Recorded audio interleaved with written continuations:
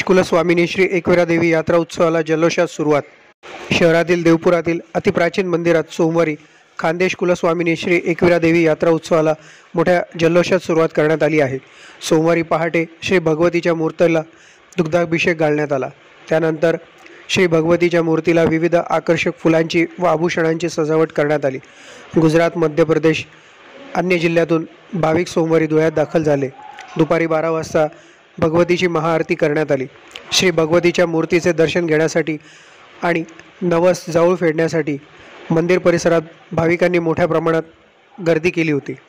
देवपुरातील पांझरा नदी पात्रात खानदेश कुलस्वामिनी श्री एकविरा देवी मंदिर आहे।